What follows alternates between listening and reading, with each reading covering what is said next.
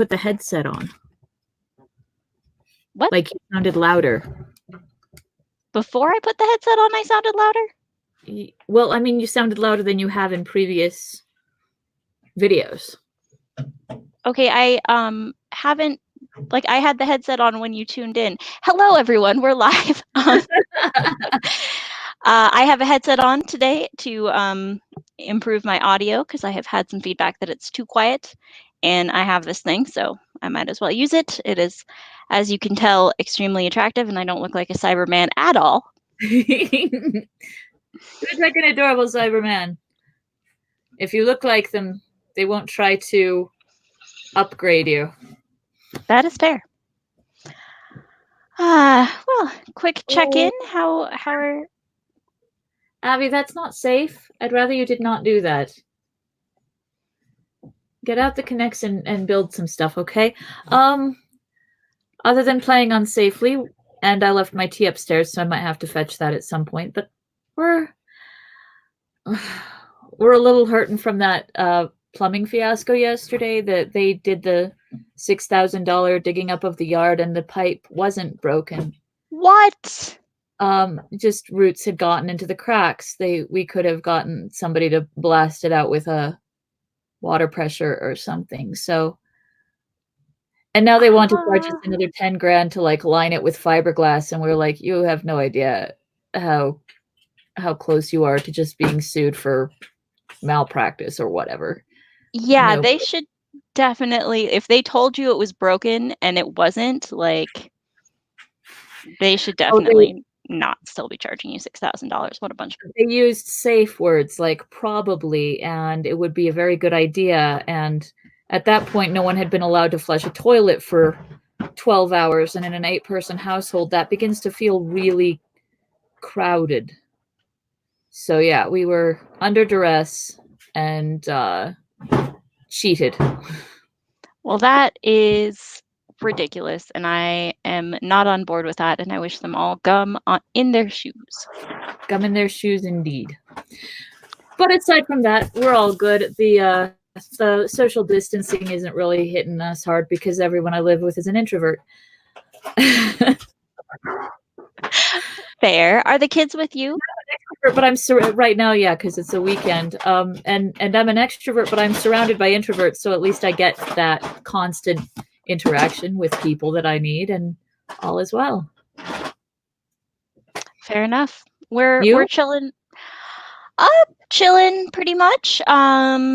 Felix woke up from his nap a little bit ago, so he's downstairs, and I think they're watching Howl's Moving Castle. My favorites. It's a good movie. We watch it probably once every 2 to 3 days. That's a bit much. Yeah, we're on a rotation of Finding Nemo, Howl's Moving Castle, Kiki's Delivery Service, and that's about it. Get him on Lilo and Stitch. It's so good and wholesome. That's a thought. Yeah. I feel like he could identify with Stitch. Right? Hi, Abby. And yeah, Howl's Moving Castle is one of my favorites of Miyazaki. That and Spirited Away is big. I have a long-standing soft spot for the protagonist girls who would walk into a filthy situation and clean it. I've done that. Mm-hmm. It actually doesn't make you friends because people think you're being judgy, and I'm like, no, I just really wanted your dishes to be clean. It made me so happy. And they're like, go away. Well, I mean, that is basically what they said to Sophie too. She just didn't. And Snow White, and like, it's a trope. It's not used very often, but it's used often enough that I get to relate to my ladies. I feel like I had some other piece of thing I was going to tell you. Oh, I may have found my second gray hair, so that's very exciting. Oh, you're lucky. Yeah, I found my first one like... My hair's just getting mousier. I don't, they haven't been going gray. I went because it's just sort of dishwatering, and I was like... I am really surprised that I have any grays because for those of you who may watch this at whatever point and don't know our family, neither of our parents went gray until their late 60s, if then.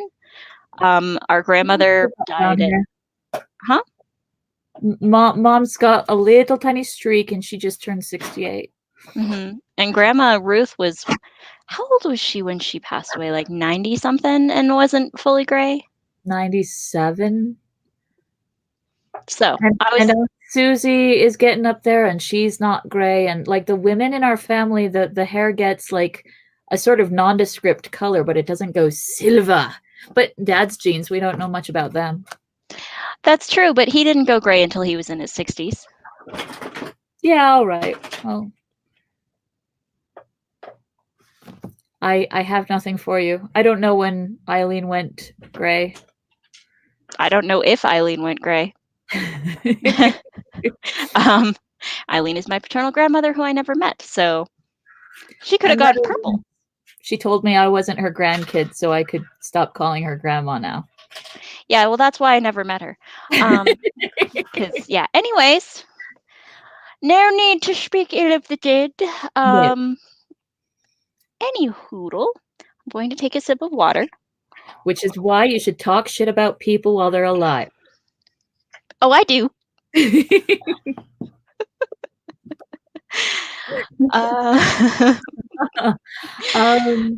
Do you want to read first or should I read first? You finished up yesterday, didn't you? I did.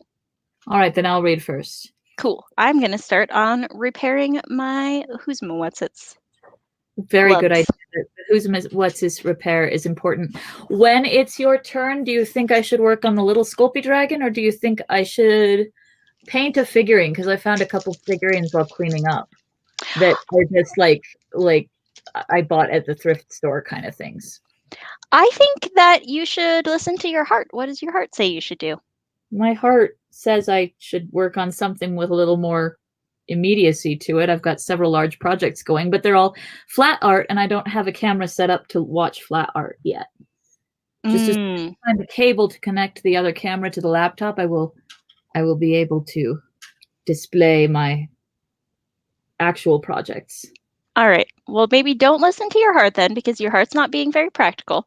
No, it's being practical. That's what it does. If you give your heart two choices, like it was a 2-year-old, and the two choices are paint a figurine or make a dragon, which of those two does it want? Work on the dragon. Cool. Then I think you should do that.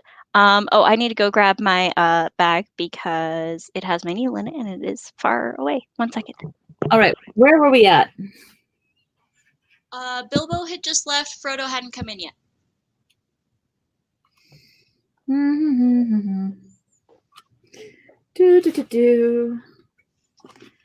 Let's see. We had a fight. Abby, I need you off my lap because my leg's falling asleep. Good man. Oh, oh, yay. Frodo came in soon afterwards and found him sitting in the dark, deep in thought. Has he gone? He asked. Yes, answered Gandalf. He has gone at last. I hoped until this evening that it was only a joke, said Frodo. But I knew in my heart that he really meant to go. He always used to joke about serious things. Mood. What? I said mood. Mood, indeed. Abby, that might end up being too loud, okay? We shall see. I wish I had come back sooner, just to see him off. I think really he preferred slipping off quietly in the end, said Gandalf. Don't be too troubled. He'll be all right. Now. He left a packet for you. There it is. Frodo took the envelope from the mantelpiece and glanced at it, but did not open it. You'll find his will and all the other documents in there, I think, said the wizard. You are the master of Bag End now, and also, I fancy, you'll find a golden ring. The ring! Exclaimed Frodo. Has he left me that? I wonder why. Still, it may be useful. It may, and it may not, said Gandalf. I should not make use of it if I were you. Understatement of the century. Right? Keep it secret and keep it safe. Now I am going to bed. Where does Gandalf sleep in a hobbit hole? Do they have like a big person room just for him, or does he just stretch out on the floor somewhere? I imagine Bilbo would have had to have gotten a bed made for him over the years. Can't you imagine the Hobbiton artisans being like, "Oh, very queer, making a bed for a man this size, isn't it?"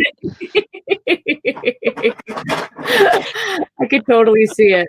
That's the best Hobbit accent I've ever done, by the way. I'm very pleased with myself. I'm also asking my past self why the hell I left this long. This is just the end for the one of the gloves, and I'm like, no, it's all woven in. It doesn't need 3 inches of extra. What's happening here? I don't know. So your slightly younger self was nervous about its longevity, I suppose. It must be weird. Anyways. Right? As master of Bag End, Frodo felt it his painful duty to say goodbye to the guests. Rumors of strange events had by now spread all over the field, but Frodo would only say, "No doubt everything will be cleared up in the morning." About midnight, carriages came for the important folk. One by one they rolled away, filled with full but very unsatisfied hobbits. Gardeners came by arrangement and removed in wheelbarrows those that had inadvertently remained behind. You're planning a party and you make damn sure that the people who pass out from like calorie overload are accounted for with wheelbarrows. Okay, was it calorie overload or are they just hammered? It could be either. I suppose that's true, yes. I've always assumed they were just hammered. It could totally just be hammered. But that's some hospitality right there. Steve Wise, the gardener brought you home in a wheelbarrow again last night. Bringing shame on our household.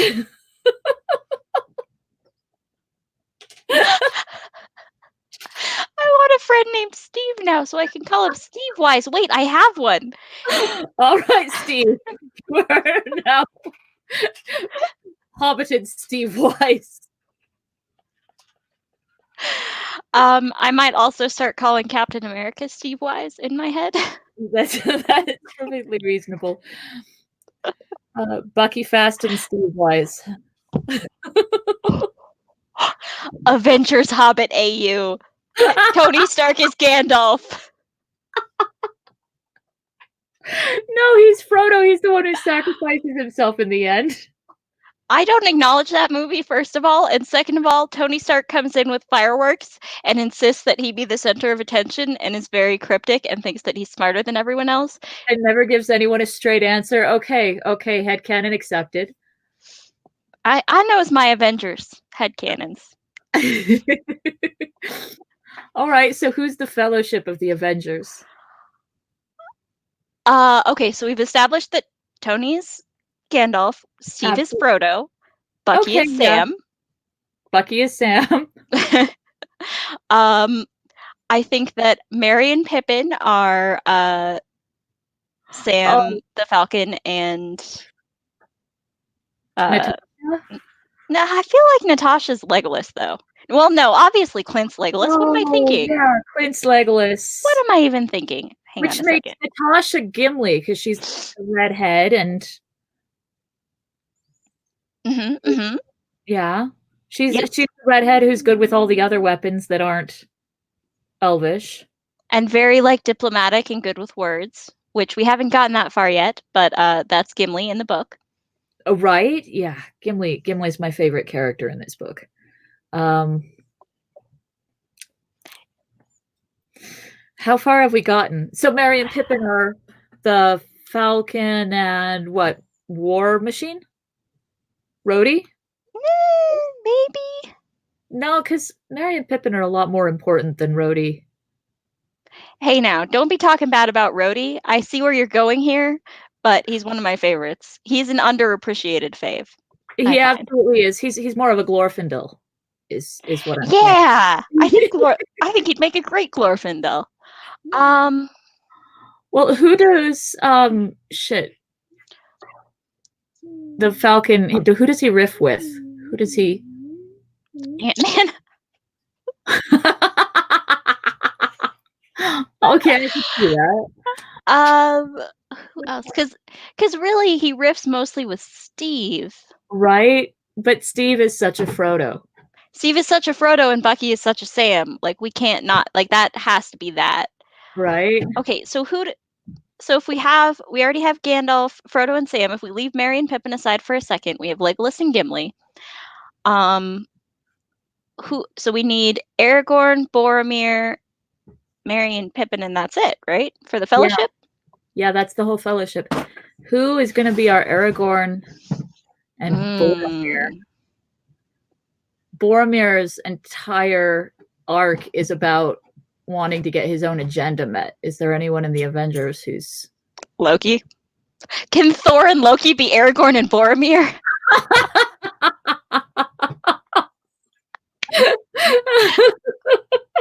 Right? Absolutely. It is official. But that leaves nothing for the Hulk or Bruce.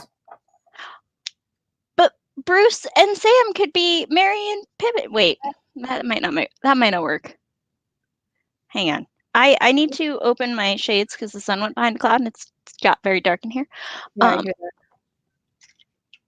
I was wondering why it was getting dark. Were you foreshadowing something? Dun, dun, dun. I was foreshadowing meteorology. It's also very warm in here. See, now the sun's back in. You're messing with my lighting, son. Anyways. That's why I lurk in a basement with no windows. Yes, well, we can't all have basements with no windows. Some of us have to live above ground. You're no hobbit. Never said I was. Old dweller. I'm gonna leave that right where it is. Kiss me. Mwah. Now, go upstairs, please. You can come back and play in a little bit. Why? Because I need my space. We're all doing social distancing, which means that we're seeing a lot more of each other. Don't worry. We will have more fun later, okay? Good man. Thank you. Whoa. Move that lid. Do not let it break. It's brand new. Put it up here, you doofus. Okay, I have a counterpoint. Yes. Should Thor and Loki be Boromir and Faramir? Yes. That makes more sense, which would make Thor Boromir. Which actually doesn't work very well. It works better the other way around. If Loki is Boromir and because Thor and Faramir are both... Well, Faramir's perfect. I was going to say, I don't know how you're going to end that sentence, but I don't think it's true. I think Thor is more Boromir because he's the war captain. He's the... Okay, yeah, if you look at Thor's entire arc, he really does have a much more Boromir arc. He really does. The difference is he didn't die. Right? But Loki is not a Faramir. That's so not a thing. No, I suppose that's true. I mean, Loki's more of a worm tongue, if we're being honest here. Not really, because Wormtongue's really slimy, and Loki's just sketchy.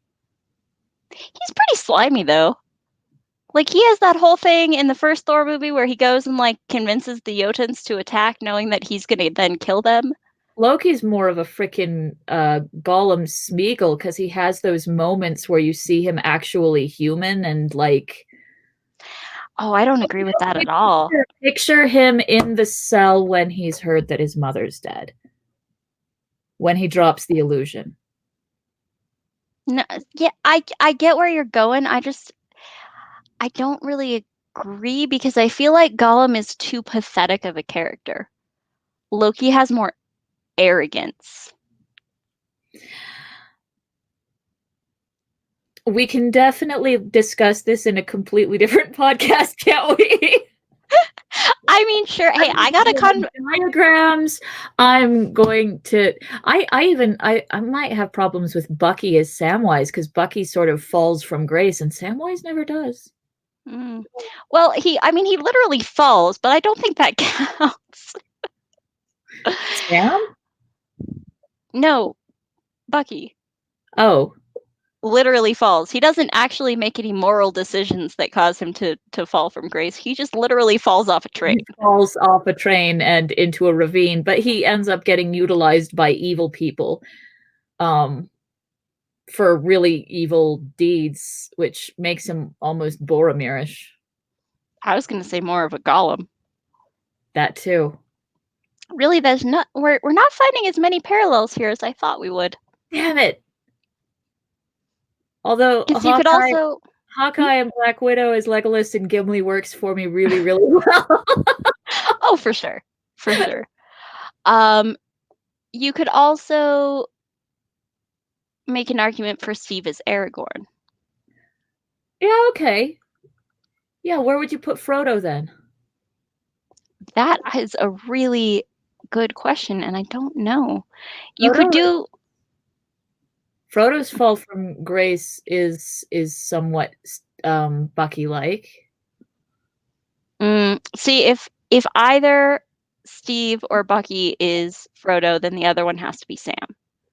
Okay, you have a point. Join us next time. Go into more depth, but for now, let's see. I'm glad we failed to sort that out completely. Thanks for thanks for sticking with us, and thanks for the lovely comment about it. We'll have a whiteboard. Some strings to connect the push pins. We'll take votes. We'll write down quotes of each character to see whose presentation of self is most parallel. It'll be a fun time had by all. Hashtag slow descent into madness. Hashtag just kidding, we were already there. All right, back to what we were talking about. Gandalf and Frodo. Steve Wise in the wheelbarrow. That's right. Night slowly passed. The sun rose. The hobbits rose rather later. Morning went on. Mood. People came and began, by orders, to clear away the pavilions and the tables and the chairs and the spoons and knives, bottles and plates and the lanterns, and the flowering shrubs and boxes, the crumbs and cracker paper, the forgotten bags and gloves and handkerchiefs, and the uneaten food, a very small item. I'm picturing one Tupperware container. Right. I'm like, there was uneaten food at a Hobbit party? Don't lie. Then a number of other people came without orders. Bagginses and boffins, and Bolgers and Tooks, and other guests that lived or were staying near. By midday, when even the best fed were out and about again, there was a large crowd at Bag End, uninvited, but not unexpected. Frodo was waiting on the steps, smiling, but looking rather tired and worried. He welcomed all the callers, but he had not much more to say than before. His reply to all inquiries was simply this: Mr. Bilbo Baggins has gone away, as far as I know, for good. Some of the visitors he invited to come inside, as Bilbo had left messages for them. Inside, in the hall, there was piled a large assortment of packages and parcels and small articles of furniture. On every item there was a label tied. There were several labels of this sort: For Adelard Took, for his very own, from Bilbo, on an umbrella. Adelard had carried off many unlabeled ones. For Dora Baggins, in memory of a long correspondence, with love from Bilbo, on a large waste-paper basket. Dora was Drogo's sister and the eldest surviving female relative of Bilbo and Frodo. She was 99 and had written reams of good advice for more than half a century. For Milo burrows, hoping it will be useful, from BB. On a gold pen and ink bottle. Milo never answered letters. Bilbo is such a salty bitch in this part. He's such a salty bitch. For Angelica's use, from Uncle Bilbo. On a round convex mirror. She was a young Baggins, and too obviously considered her face shapely. For the collection of Hugo Bracegirdle from a contributor. On an empty bookcase. Hugo was a great borrower of books, and worse than usual at returning them. For Lobelia Sackville Baggins as a present. On a case of silver spoons. Bilbo believed that she had acquired a good many of his spoons while he was away on his former journey. Lobelia knew that quite well. When she arrived later in the day, she took the point at once, but she also took the spoons. Oh, dear. This is only a small selection of the assembled presents. Bilbo's residence had got rather cluttered up with things in the course of his long life. It was a tendency of hobbit holes to get cluttered up, for which the custom of giving so many birthday presents was largely responsible. Not, of course, that the birthday presents were always new. There were one or two old mathams of forgotten use that had circulated all round the district. I like to picture what those are, by the way. I like to picture like a hand crank egg beater, but with a solar panel on it or something that just has been making rounds. So I'm on a forum. What's up? My computer screen does not want to wake up again. It's being very odd. Okay, as long as you can still hear me, I guess it's fine. I just can't see you. I'm here. I'm here, I swear. I may have to restart, though. No! Okay. I don't know. I could read while you restart. Or are you the host and that would totally end the stream? I have no idea. We might have to find out. But shit, what was I going to say, though? Oh, I was going to say that I'm on a forum where every once in a while there's a post or like a thread that's like, what is this? And everyone just tries to identify what this person found at like a estate sale. And sometimes they do, and sometimes they don't. All right. I am going to try to restart my computer. And I will, hopefully that will not kick you out of the recording, but if it does, then we will be back shortly. Yes, we'll be back in a mo. I'll refrain from reading just in case it does kick me out. I think it will because you're the host. It's my theory. I'll sing that song that goes through my head. Go on.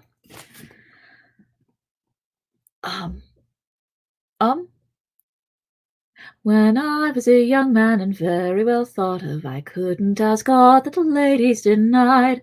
I nibbled their hearts like a handful of raisins, and I never spoke love, but I knew that I lied. Yeah, Peter Beagle. Someday I'll find out the actual tune to that song. For the record, if you can still hear me, I really want a live action remake of The Last Unicorn with more of his original songs in it, because they're really, really good. And there's this thing that Mommy Fortuna sings. Mommy Fortuna sings this song that goes really well to the tune of Rose Rose or Hey Ho Nobody Home, but it's like this eerie little song that's what is seaborn dies on land, soft is trod upon, what is given burns the hand, what is gone is gone. There's 4 verses and I can never remember them in the right order. Who has choices need not choose. We must who have none. We can love, but what we lose, what is gone is gone. Here is there, and high is low, all may be undone. What is true, no two men know. What is gone is gone. Hey, didn't Woohoo! Okay, I can't remember the fourth verse, people. I'll have to look it up for you if you want me to. What? how's my volume? It's a little more watery than it was before. I unplugged the headset. I just was gonna check and see if I didn't have to wear it because it's kind of hot, but not in the attractive way, in the like temperature sense. But that's okay. No, it's totally both. You Cyberman.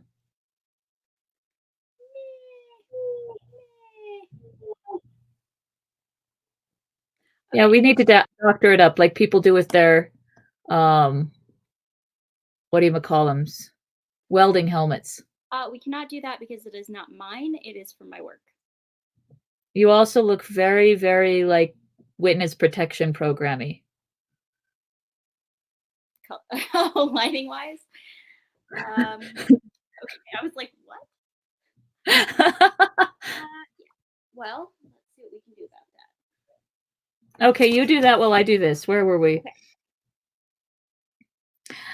Mathem's of forgotten uses that had circulated all around the district, but Bilbo had usually given new presents and kept those that he received. The old hole was now being cleared a little. Every one of the various parting gifts had labels written out personally by Bilbo, and several had some point or some joke. But of course, most of the things were given where they would be wanted and welcome. The poorer hobbits, and especially those of Bagshot Row, did very well. Old Gaffer Gamgee got 2 sacks of potatoes, a new spade, a woolen waistcoat, and a bottle of ointment for creaking joints. Old Rory Brandybuck, in return for much hospitality, got a dozen bottles of old Wynyards, a strong red wine from the South Farthing, and now quite mature as it had been laid down by Bilbo's father. Rory quite forgave Bilbo, and voted him a capital fellow after the first bottle. There was plenty of everything left for Frodo, and of course all the chief treasures, as well as the books, pictures, and more than enough furniture, were left in his possession. There was, however, no sign nor mention of money or jewelry. Not a penny piece or a glass bead was given away. Frodo had a very trying time that afternoon.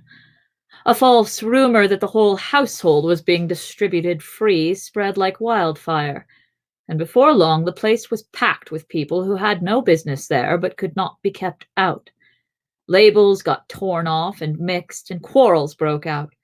Some people tried to do swaps and deals in the hall, and others tried to make off with minor items not addressed to them, or with anything that seemed unwanted or unwatched. Hobbits are kind of shitty people, aren't they? Just a touch. The road to the gate was blocked with barrows and handcarts. In the middle of the commotion, the Sackville Bagginses arrived. Frodo had retired for a while and left his friend Merry Brandybuck to keep an eye on things. When Otho loudly demanded to see Frodo, Merry bowed politely. "He is indisposed," he said. "He is resting." "Hiding, you mean," said Lobelia. "Anyway, we want to see him, and we mean to see him. Just go and tell him so." Merry left them a long while in the hall, and they had time to discover their parting gift of spoons. It did not improve their tempers. Eventually, they were shown into the study. Frodo was sitting at a table with a lot of papers in front of him. He looked indisposed, to see Sackville Bagginses at any rate. Right. Ew. I'm ill now. and he stood up fidgeting with something in his pocket, but he spoke quite politely. The Sackville Bagginses were rather offensive. They began by offering him bad bargain prices, as between friends, for various valuable and unlabeled things. When Frodo replied that only the things specially directed by Bilbo were being given away, they said the whole affair was very fishy. "Only one thing is clear to me," said Otho, "and that is that you are doing exceedingly well out of it. I insist on seeing the will." Otho would have been Bilbo's heir but for the adoption of Frodo. He read the will carefully and snorted.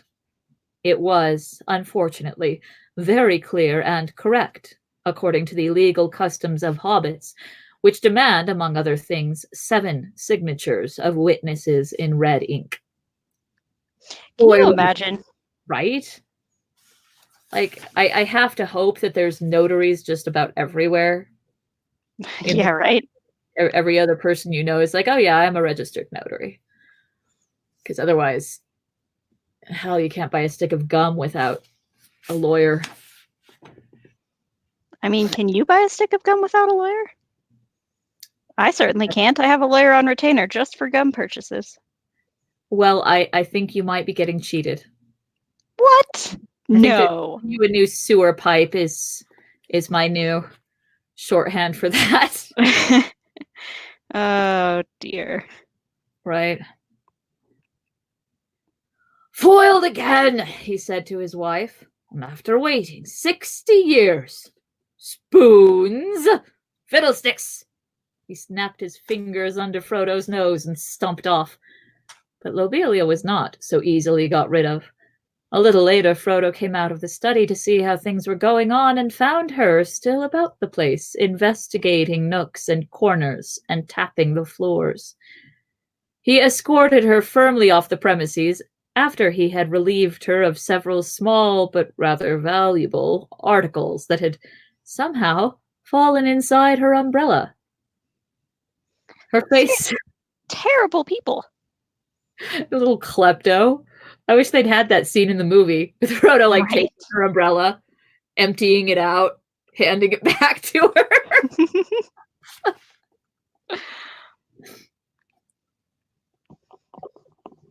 Her face looked as if she was in the throes of thinking out a really crushing parting remark. But all she found to say during turning round on the step was, "You'll live to regret it, young fellow. Why didn't you go too? You don't belong here. You're no Baggins. You're a brandy buck." Did you hear that, Mary?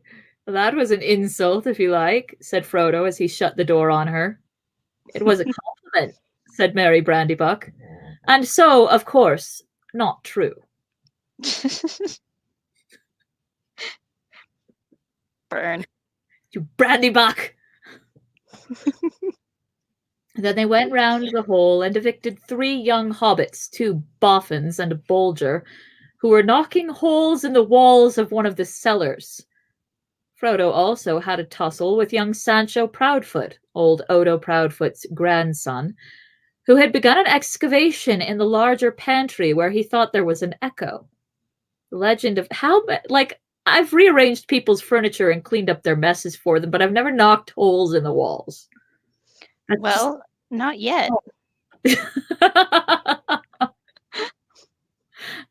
How is he not getting them arrested? Like, do hobbits have police? They do, but they're not very many of them. The sheriffs. Oh yeah, I suppose so. Yeah. Oh well. Frodo's just very, very patient. Yeah, much more patient than I'd be. Jeez.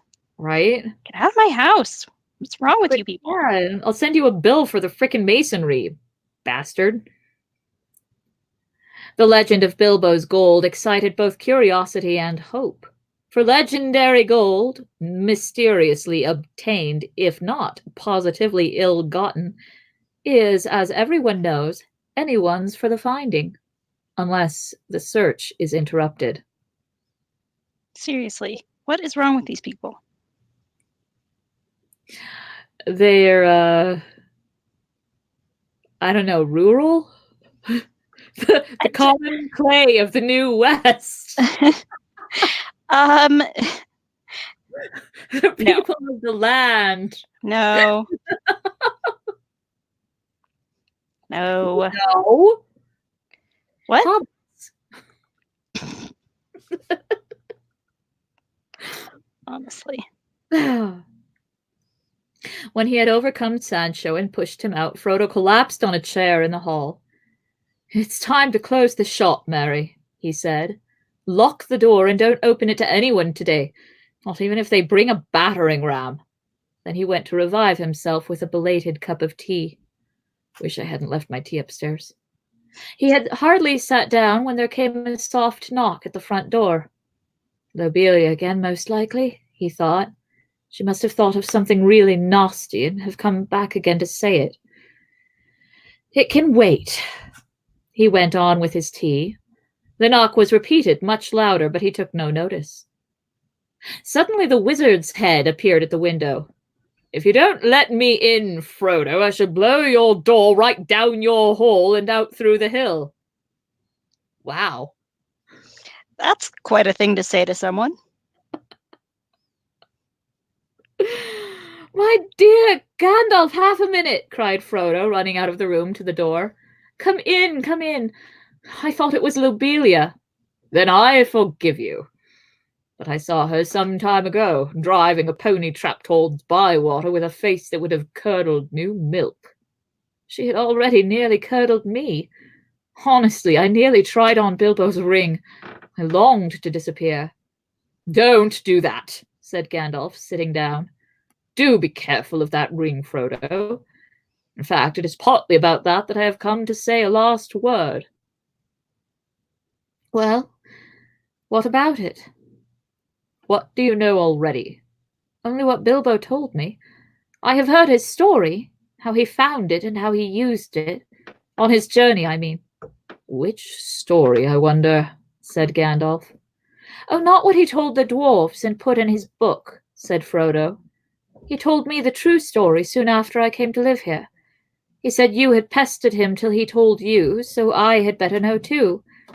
'No secrets between us, Frodo,' he said, 'but they are not to go any further. It's mine, anyway.'" "That's interesting," said Gandalf. "Well, what did you think of it all?" "If you mean inventing all that about a present, well, I thought the true story much more likely, and I couldn't see the point of altering it at all. It was very unlike Bilbo to do so, anyway, and I thought it rather odd.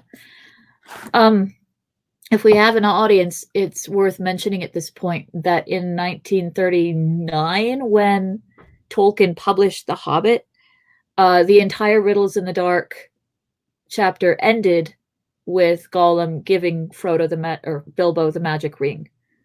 There was no Baggins as we hates it forever. That was later, because the ring wasn't going to be Sauron's ring until he was writing Lord of the Rings and wanted to tie it to The Hobbit and figured out that this ring was the one ring. And then he was like, but then it doesn't make sense that Gollum gives it away. So when they did a reprint in 51, he changed the chapter. He sent in corrections. But this is a mention of the previous versions, because anyone reading a previous version would be like, wait, this doesn't sync up. And so he's incorporated his own previous versions, which you can't even really find anymore, into the story, because the early printings, well, that's a lie that Bilbo made up. Isn't that clever? How clever is that to retcon your own shit? Like, oops, it wasn't that story, but that story is part of this story because it's the lie that got told. And if he was lying about it, well, that must mean that it already had a grip on him. Ooh.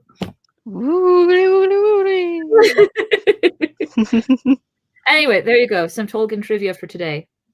Lovely. And it's kind of hilarious because no one's seen an early printing in years who isn't like a professor of Tolkienness. And so this entire conversation makes no sense to the rest of us because we've been reading the other Hobbit, the post 51 Hobbit, for all these decades. Right. We're all like, what? Present, what? Yeah. But he wanted his current readers to not be confused. Checks out. I thought it rather odd. So did I. But odd things may happen to people that have such treasures, if they use them. Let it be a warning to you to be very careful with it. It may have other powers than just making you vanish when you wish to. I don't understand, said Frodo. Neither do I, answered the wizard.